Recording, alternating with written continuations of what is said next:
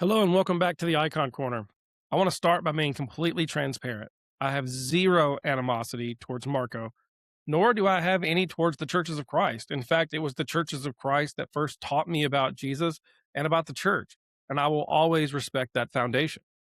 I had absolutely zero intention of making a response video, none. But over the last week, I've seen fellow Orthodox Christians and genuine inquirers who are being actively misled by the way a recent discussion was presented by Marco. When I see people being manipulated by a specific game plan, I'm left with no choice but to answer it. Now, I thought our actual discussion went okay, but as I rewatched it, a pattern became obvious. Marco continually attempted to steelman my views for his audience, while he completely refused to face the logical inconsistencies of his own or even answer anything that might present a challenge to his own arguments. And look, I have receipts too, Marco, and we're going to look at them. Since Marco woke up this morning feeling like this.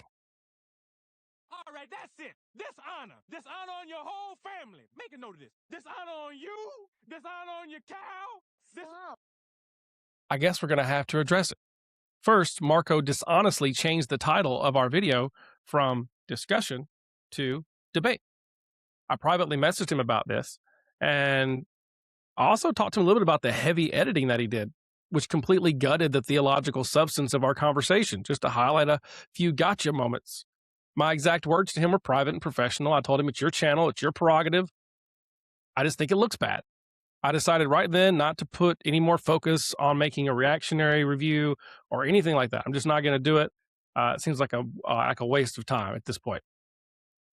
I was already working on my episode for infant baptism, so I thought I'll just add a few relevant context points from my talk with Marco, and I'll move on.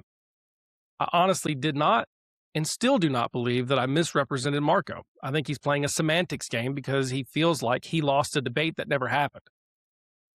But instead of reaching out to me, Marco went full damage control in the comment section. So I responded and said exactly how I felt. Notice what I didn't do. I didn't go to his comment section crying about how he mislabeled the video. I didn't go to his comment section crying about heavy editing. I didn't cry about him trying to manage his reputation in the replies. I had already moved on. I was focused on appearing on the Orthodox Soul and prepping for this Sunday's upcoming video. But Marco, even with a heavily edited debate review, hosted safely on his own platform where no one could challenge him, still couldn't let it go. Because when someone treats a dialogue like a mandatory win or lose debate, they usually don't act this way or this insecure unless they're feeling terrible about how the actual unedited conversation went. So let's see if my assessment of the discussion was accurate. Here's a look at the actual tape. Here's me trying to ask Marco standard questions. Here's me trying to use the Socratic method to find common ground so that we can isolate where we actually diverge. And here's Marco systematically obfuscating every single question that might force him to account for his own paradigm. Let's watch it. I'm not dodging Acts 2:30 and 39. I definitely actually want to talk about that. That's something we have to talk about, I think, for this conversation to be worth anything. But we still got to get into Acts 2 and Colossians 2 as well, though. Super important for this. How would you like to take a guess on what we didn't talk about the rest of the video? How do you see what that difference looks like in practicality under the new covenant? I think it looks, so when he says all shown on me from the least to the greatest, who's the least and who's the greatest? Wait, can you tell me first, though, what that looks like? Well, it would, in my view, it seems as though it would be referencing the infants and the aged. It doesn't matter who you are. Everyone is going to know me. Okay. Guess what Marco never answered? Okay, so God is putting his law in their hearts, not their neighbor. How is God doing that? Why are you asking me questions? You want to explain it. We're walking through this verse. You brought this verse up. So if I'm God, asking you to walk me. One eternity later. And I just kind of feel like we're getting really hung up on Jeremiah. We have so much more to talk about. Well, but one of the things I would like to talk about is the age of accountability. Okay.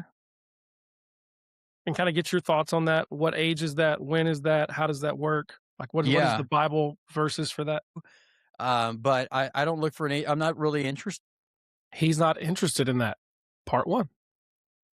In that. I'm interested in true culpability and true faith. Like, are they culpable of their sin? Have they sinned? Are they accountable to sinning? And do they profess faith, a desire to follow Jesus? Yeah, what do you think about that? I don't look for an age at all. I'm completely disinterested in an age. Completely disinterested. Part 2. I have no like rough estimate or nothing. I've seen a pretty broad range of stuff. Okay, well, I think that was one of the things that really was a problem for me, because like in Deuteronomy What was 1, your view? so like that's how I grew up. It was somewhere between, you know, in my view with the church I went to, it was somewhere between like 10 and 16. But then the church I went to after that, you know, there was 6-year-olds baptized there, 9-year-olds. I've been to other churches, and there's been, like you said, a wide range from, you know, from 6 to 18. Yeah. And I thought, you know, does that fit in God's paradigm anywhere in Scripture where God said, just let your kid figure it out, and that'll work out itself somehow, you know? Because and then I started thinking like, okay, if I say a 6-year-old, you know, that's the youngest I saw. Let's not go there. Let's say a 9-year-old, right? Because 9-year-old's pretty standard in a lot of churches, especially in Alabama. Like that's pretty standard. Mm-hmm. Let's say a 9-year-old is being baptized, right? What is the purpose of baptism in the churches of Christ? Specific, like solely almost. I mean, I wouldn't say solely, but like The major point. Yeah, I mean, if you had like a Family Feud answer, what would most people out of 100 people say? They'd probably say remission of sins. Okay, so if a 9-year-old has so sinned as to needing to be saved, then the converse is also true, right? That there are 9-year-olds that have so sinned as they are lost. So now we have preteens in hell, which is really borderline Calvin's thought process, and kind of, you know, that was very, you know, bothersome to me, because you had 9-year-olds, 10-year-olds, 11-year-olds, and you're going, what are these 9-year-olds doing that we're baptizing preteens? Because when you look at like Deuteronomy, right, in Deuteronomy 139, he says, moreover, your little ones, which you said should be a prey, and your children, which in that day had no knowledge between good and evil, right, the good and evil understanding, they shall go in, and unto them I will give the land and possess it. And then he says in Numbers 14, from 20 years old and under. So yes, he was saying that if you're under the age of 20, or you're under the age of 21, then you didn't understand good and evil enough to be destroyed. And so you either end up in a place where you go, okay, God has always included infants, or you have to be at least 20 before God condemns you. And if we're baptizing 15-year-olds, we don't fit into either of these paradigms. Yeah, I don't think I need to like take a stance on an age. I've heard people use the 20-year-old argument from Numbers there, but again, I don't think I need to take a stance on an age. He doesn't need to take a stance on an age because he's not interested. Disobedient. So I don't think that again, I don't really have a strong stance on that. I don't really think I need to, but presently I'm not super persuaded that there's like some hardcore line at 20 that God establishes. I've heard some people make this argument. I just don't think that it's quite persuasive to me right now. I don't know. You really wanted me to take a stance on Jeremiah 31. Like I would like to kind of get some kind of. I'd like to get some kind of. I told you, I gave you a free one. You give me a free one. You gave me a free one after 30 minutes of hammering. I knew you'd do this. I gave up quicker. I said quicker. Like I'm just, from my paradigm. Maybe this will help. For my paradigm, I don't think I need to be super interested in that. Like, I don't see how I need to be super interested in that for my paradigm.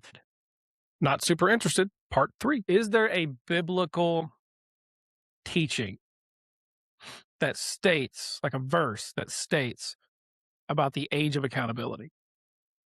No, a number? No. I mean, not necessarily even a number, but just says that children between the ages of X and Y are unaccountable. You said not an age, and then you said an age as the standard. Well, but you don't have to give a specific age. Just say between birth and adult. Like, is there any Bible teaching, any like shadow and type, anything that shows, like from the Old Testament to the New, that shows that there is a thing called the age of accountability?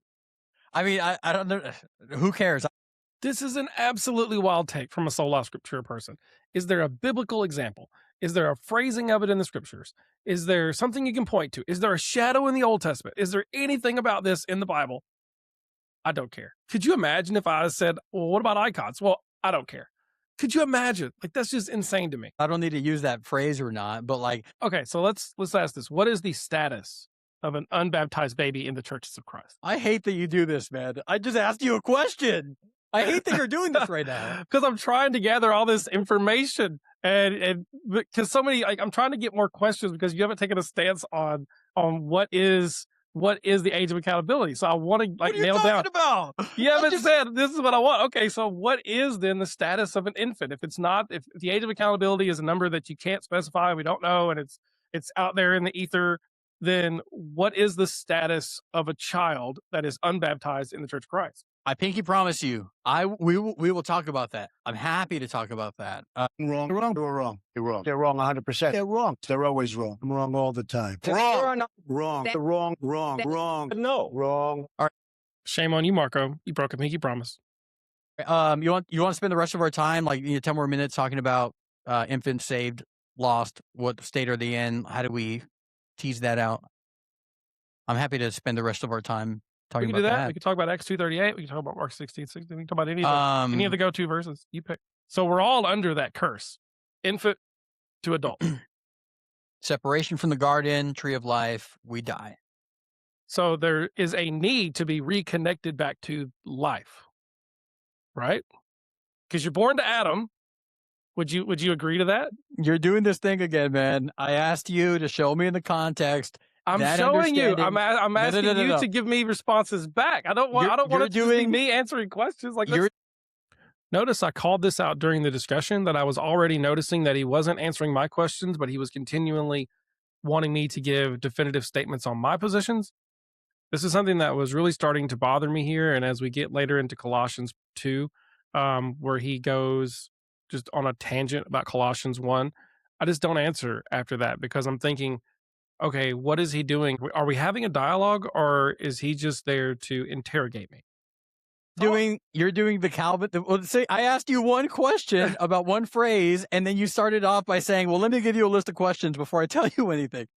This is called the Socratic method, Marco. One eternity later. There is zero indication of the elements of infant baptism in this description here, based off of his own explication of how baptism is like circumcision. At this point, he has already cut off my explanation and gone back to do a complete review of Colossians 1, ignoring that I was trying to get to firstborn from the dead. What does that mean? I'm trying to do the Socratic method here to get to the understanding. What are we talking about? Like, why? How did we get to this position? Why did I bring up Romans 5? Why are we talking about any of this? He doesn't want to do that. He only wants to explain his position. He doesn't want to receive the full explanation. He just wants to get a gotcha and move on.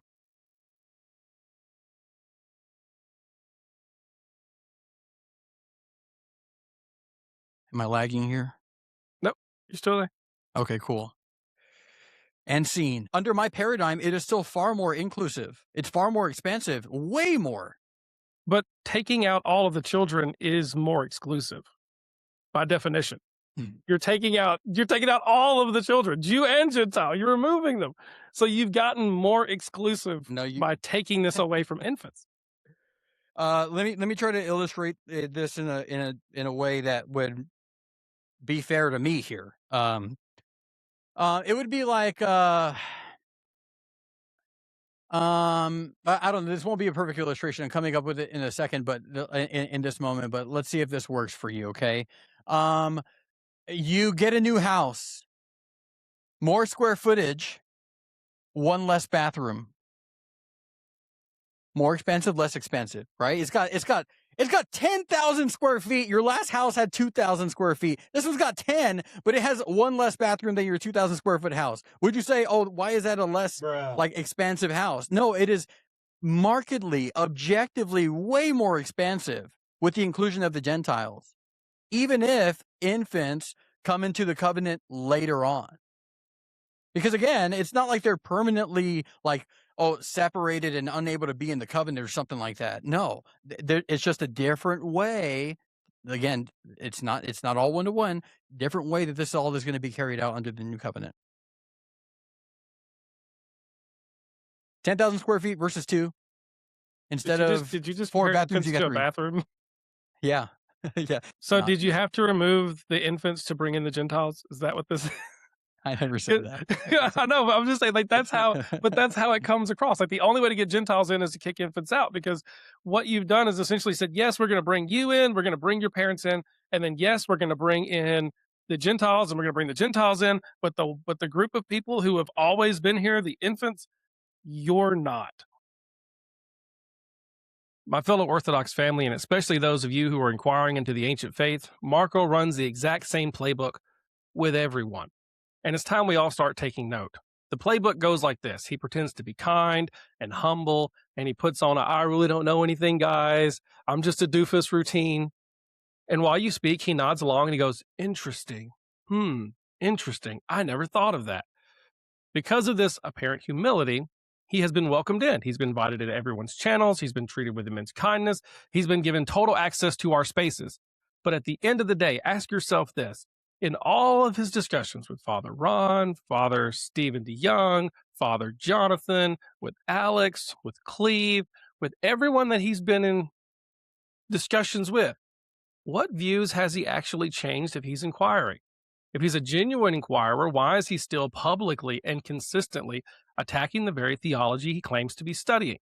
It's a cycle. He's invited onto a show or he hosts someone else, and in the moment, he rarely pushes back on anything. He pretends to listen. And in the moment the guest leaves, he posts a video and that is dedicated to explaining why exactly he didn't agree with what you said. But this time, he pushed too hard. His mask has slipped, and he exposed the underlying mechanics. We've seen this playbook before, and now we know exactly how to read it.